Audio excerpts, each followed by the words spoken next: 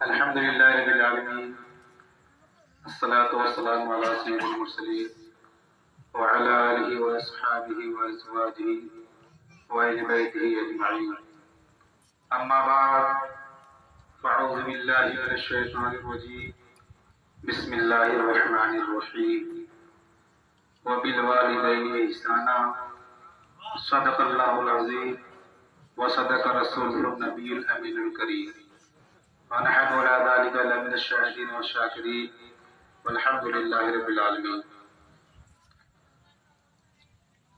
نبی کریم رؤوف الرحیم سید عالم صلی اللہ تعالی علیہ وسلم کا فرمان عالی شان ہے کہ جو شخص اللہ رب العزت سے اس حال میں ملنا چاہتا ہے کہ اللہ رب العزت اس سے راضی ہو تو چاہیے کہ وہ کثرت سے مجھ پر درود پاک پڑھے. تو آئیے عقیدت محبت کے ساتھ درود پاک پڑھیں. اللہم صلی طبیبنا و مولانا محمد وآلہ وسلم صلی اللہ علیہ وسلم یا رسول اللہ علیہ یا حبیب اللہ صلی اللہ تعالی علیہ وسلم. محترم حضرات، جیسا کہ آپ تمامی حضرات کو معلوم ہے کہ ہمارے چچا علی جناب امتیاز احمد صاحب نے اس محفل کو اپنی صاحبزادی کی شادی کے تعلق سے رکھی ہے. اللہ رب العزت اس شادی کو خانہ آبادی بنائے اور اس میں خوب برکتیں رحمتیں وسعتیں اور عروج بلندی عطا فرمائے. محترم حضرات، میں نے خطبے میں آیت کریمہ کا صرف ایک جزء ٹکڑا پڑھا تھا. اس میں اللہ رب العزت ارشاد فرماتا ہے کہ والدین کے ساتھ حسن سلوک کرو اور جب وہ بڑھاپے کو پہنچ جائیں تو انہیں اف تک نہ کہو.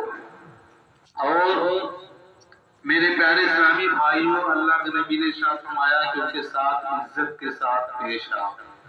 یہ تو اللہ رب العزت کلام پاک میں ارشاد فرماتا ہے. آئیے حدیث پاک سے ہم کچھ سن لیتے ہیں. حدیث پاک ہمیں کیا بتاتی ہے؟ حضرت ابو ہریرہ رضی اللہ تعالیٰ عنہ سے مروی ہے، اللہ کے نبی سید عالم صلی اللہ تعالیٰ علیہ وسلم نے ارشاد فرمایا کہ اس شخص کی ناک خاک آلود ہو. پھر اللہ کے نبی نے ارشاد فرمایا کہ اس شخص کی ناک خاک آلود ہو جائے. پھر اللہ کے نبی نے ارشاد فرمایا اس شخص کی ناک خاک آلود ہو جائے. تو صحابہ نے عرض کی یا رسول اللہ کس کی ناک خاک آلود ہو جائے؟ تو اللہ کے نبی نے ارشاد فرمایا اس شخص کی ناک خاک آلود ہو جائے کہ جن کو اپنے والدین کو بڑھاپے میں خدمت کرنے کا موقع ملا لیکن خدمت نہ کرنے کی وجہ سے وہ جنت میں داخل نہ ہوا. تو میرے پیارے اسلامی بھائیوں، کہ اگر پوری کائنات کے لوگ متقی پرہیزگار مل کر اگر کسی کے لیے دعا کرے، اگر ماں تنہا اپنے بیٹے کے لیے دعا کرے تو پوری کائنات کی بددعا رد کر دی جائے گی اور اللہ ماں کی دعا کو قبول فرما لے گا. اور اسی کے برعکس اگر ساری کائنات کے لوگ اگر کسی کے لیے دعا کرے، اگر ماں اپنے بیٹے کے لیے بددعا کرے تو ساری کائنات کی دعا رد کر دی جائے گی اور اللہ ماں کی بددعا کو قبول فرما لے گا. اس لیے ماں کی آہ، ماں کی اف سے بچنے کے لیے اللہ نے قرآن میں ارشاد فرما دیا ہے. میرے پیارے اسلامی بھائیوں، آج کا نوجوان تھوڑا سا بڑا ہو جاتا ہے تو ماں باپ سے الجھنے لگتا ہے اور کہتا ہے کہ اب تو میں بڑا ہو گیا ہوں، اب تو میری اپنی لائف ہے، مجھے جینے دیجیے. قسم خدا کی، آپ کے پاس جو عزت ہے، دولت ہے، منصب ہے، مرتبہ ہے، یہ سب آپ کے ماں باپ کی وجہ سے ہے. میرے پیارے اسلامی بھائیوں، اس لیے کبھی ماں باپ کو مت ستانا. یہ بات، یہ حق ہے اور سچ ہے کہ ایک والدین جو ہے 10 اولاد کو 10 سنبھال لیتے ہیں مگر 10 اولاد مل کر ایک والدین کو نہیں سنبھال پاتے. ارے تف نہیں ہے ایسی اولاد میں، کبھی اپنے ماں باپ کو مت ستانا. میرے پیارے اسلامی بھائیوں سنو، حدیث پاک کا مفہوم ہے. اللہ کے نبی نے ارشاد فرمایا جو شخص اپنے والدین کو محبت کی نگاہ سے دیکھتا ہے تو اللہ اسے ایک حج مقبول کا ثواب عطا فرماتا ہے. تو صحابہ نے عرض کیا یا رسول اللہ ماں باپ تو گھر میں رہتے ہیں، تو اگر کوئی اپنے ماں باپ کو 100 مرتبہ دیکھے تو اللہ کے نبی نے ارشاد فرمایا، حدیث پاک کا مفہوم ہے، اللہ کے نبی نے ارشاد فرمایا اللہ بہت بڑا ہے. اگر کوئی شخص اپنے والدین کو دن بھر میں 100 مرتبہ دیکھے تو اللہ اسے 100 مرتبہ ثواب عطا فرمائے گا. अरे ये नेमत तो हमारे घर में मौजूद है, हम कहाँ भटक रहे हैं। मेरे प्यारे इस्लामी भाइयों, माँ का मकाम ये है कि अल्लाह के नबी सल्लल्लाहु अलैहि वसल्लम इरशाद फरमाते हैं कि माँ के कदमों के नीचे जन्नत है। अरे माँ का तो वो मकाम है कि अगर माँ दुआ दे दे तो बड़े से बड़ा तूफान चल जाता है। ये नेमत, ये दौलत तो हमारे घर में मौजूद है, लेकिन अफसोस कि आज हमें दोस्तों के साथ गपशप करने का टाइम है, आज हमें दोस्तों के साथ घूमने का टाइम है, आज हमें दोस्तों के साथ रेस्टोरेंट में जाने का टाइम है, आज अपने दोस्तों के साथ डिनर करने का टाइम है, लेकिन एक मर्तबा वालिदैन के साथ खाना बैठकर खाने का टाइम नहीं हमारे पास। कितनी अफसोस की बात है, कितनी दुख की बात है मेरे प्यारे इस्लामी भाइयों। हदीस पाक का मफहूम है, अल्लाह के नबी सल्लल्लाहु अलैहि वसल्लम इरशाद फरमाते हैं कि जिसका वालिद जिससे राजी उसका रब उससे राजी। मतलब ये है कि वालिदैन की रजा में अल्लाह की रजा है। मेरे प्यारे इस्लामी भाइयों, अगर हमसे कुछ गलती हो गई है, अगर आपने वालिदैन को सताया है तो मांग लो आपकी माफी। कसम खुदा की वालिदैन ऐसी हस्ती होते हैं ना कि जब माफी मांगो तो ये माफ कर देते हैं। औलाद से ये अनकंडीशनल मोहब्बत करते हैं, बगैर किसी शर्त की मोहब्बत करते हैं। दुनिया में हर कोई किसी न किसी वजह से मोहब्बत करता है। अगर लड़का लड़की से मोहब्बत करता है तो इसकी कोई वजह है, अगर कोई पैसे वालों से मोहब्बत करता है तो इसकी कोई वजह है। मगर कसम खुदा की वालिदैन अपने बच्चों से इस वजह से नहीं मोहब्बत करते कि ये बड़ा होकर मेरे लिए घर बना कर देगा।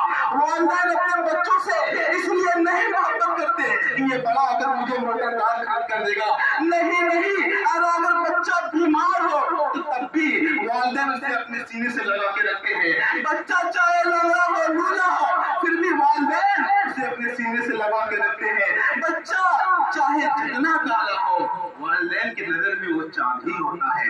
मेरे प्यारे इस्लामी भाइयों, कितनी अफसोस की बात है, आज के जो वालिदैन हैं अपने बच्चों से डरते हैं। क्यों? क्योंकि उनके औलादों का ऐसा रवैया हो गया है कि उनके वालिद अपने बच्चों से डरते हैं। उलमाए किराम ने जो औलाद के जो हुकूक लिखे हैं कि वालिदैन के साथ कैसा सुलूक होना चाहिए, तो इनमें से उलमाए किराम ने एक खत ये भी लिखा है कि जो बेटा जो है, औलाद जो है, अपने वालिदैन के सामने गुलाम की तरह है। मतलब ये है जिस तरह गुलाम आका के सामने एवरी टाइम रेडी रहता है कि जब आका किसी चीज का हुक्म फरमाते हम उसके हुक्म की तामील करें, इसी तरह जो है बेटा अपने वालिदैन के सामने एकदम रेडी रहे कि वालिदैन जो कुछ कहें फौरन उनके हुक्म की बजावरी करें। लेकिन यहाँ तो मामला अपोजिट नजर आता है, उल्टा और बरक्स नजर आता है कि आज के वालिदैन जो गुलाम बने हुए नजर आते हैं।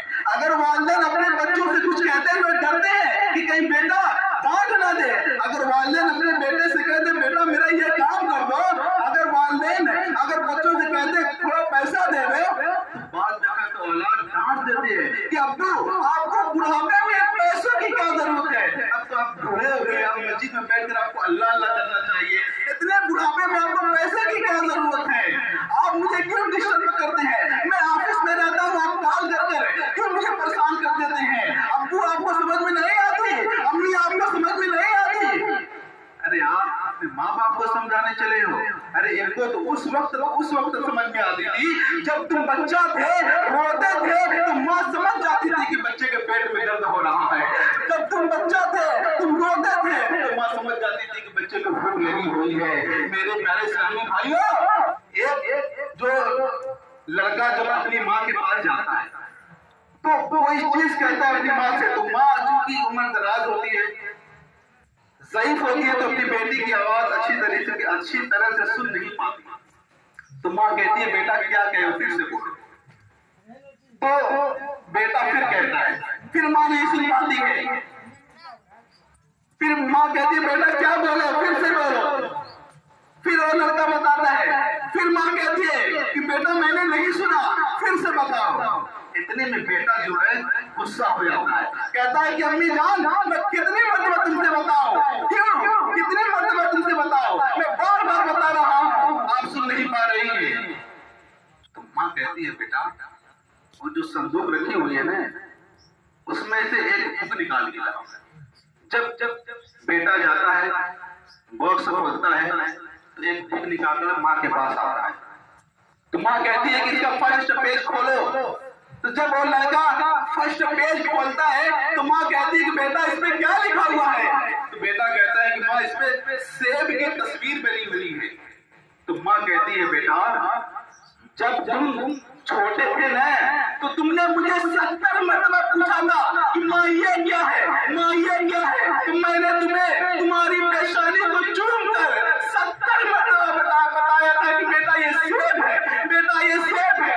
آج میں نے تم سے 3 مرتبہ پوچھ لیا تو تم غصہ ہو گئے، تم ناراض ہو گئے. میرے پیارے اسلامی بھائیوں، جانتے ہیں والدین کی ناراضگی اللہ کی ناراضگی ہے اور یہ کتنا بڑا جرم ہے اور یہ کتنا بڑا گناہ ہے. کہ ایک آخری روایت بیان کر کے میں رخصت ہو جاؤں گا کہ ایک شخص جب میدان محشر میں پیش کیا جائے گا تو اس کے نامہ اعمال میں نیکیاں ہوگی جو پہاڑ جتنی ہوگی. تو دیکھ کر وہ بڑا خوش ہوگا کہ اب تو میں جنت میں چلا جاؤں گا. اتنی ساری نیکیاں، پہاڑ جتنی ساری نیکیاں ہیں، اب تو میں جنت میں چلا جاؤں گا. تب تک کہ ایک کاغذ کا ٹکڑا گرے گا اس کے دوسرے والے پڑے. تو اب جو ہے جو اس کی پہاڑ جتنی نیکیاں تھی، جب ایک کاغذ کا ٹکڑا گرے گا تو اس کی پہاڑ جتنی نیکیاں جو ہے ہلکی ہو جائیں گی اور اس کے گناہ اس سے زیادہ ہو جائیں گے اور اس کو گھسیٹتے ہوئے جہنم کی طرف لے کے جایا جائے گا. تو جب اس کو گھسیٹتے ہوئے جہنم کی طرف لے کر جایا جائے گا تو پوچھے گا یا اللہ میری نیکیاں اتنی زیادہ، پہاڑ جتنی نیکیاں، میں تو سمجھتا تھا کہ مجھے جنت کا حقدار ہوں، اب مجھے جہنم کی طرف کیوں لے کر جایا جا رہا ہے؟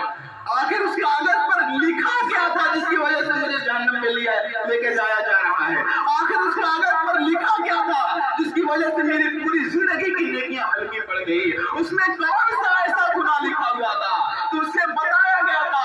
اس کاغذ پر یہ لکھا تھا کہ تم نے اپنی زندگی میں ایک مرتبہ اپنی ماں سے اونچی آواز میں بات کر دیا، جس کی وجہ سے تمہارے زندگی کی ساری نیکیاں جو ہے ہلکی پڑ گئی اور وہ گناہ بھاری پڑ گیا، جس کی وجہ سے تمہیں جہنم کی طرف لے کے جایا گیا ہے. تو میرے پیارے اسلامی بھائیوں، ہم یہی چاہتے ہیں کہ حتی الامکان جہاں تک ہو سکے ہمیں اپنے والدین کی خدمت کرنی چاہیے. اگر والدین بڑھاپے میں پہنچ جائے تو ان کی خدمت کرنے کے لیے برڈن فیل نہیں کرنا چاہیے، انہیں بوجھ نہیں فیل کرنا چاہیے. اگر ان کی خدمت کا موقع ملے چاہے جتنا پیسہ صرف ہو جائے، ہمیں دل کھول کر صرف کرنا چاہیے ان کے اوپر پیسہ. کیونکہ قسم خدا کی تمہارے پیسوں کا اور نصیب ہے جو پیسہ تمہارے والدین کے اوپر استعمال ہو جائے، تمہارے پیسوں کا وہ نصیب ہے جو پیسہ تمہارے والدین کے اوپر خرچ. تو میرے پیارے اسلامی بھائیوں، انہی باتوں کے ساتھ جو ہے میں اپنی گفتگو کو اختتام کرتا ہوں. اللہ رب العزت کی بارگاہ میں دعا ہے کہ اے پروردگار عالم ہمیں اپنے والدین کا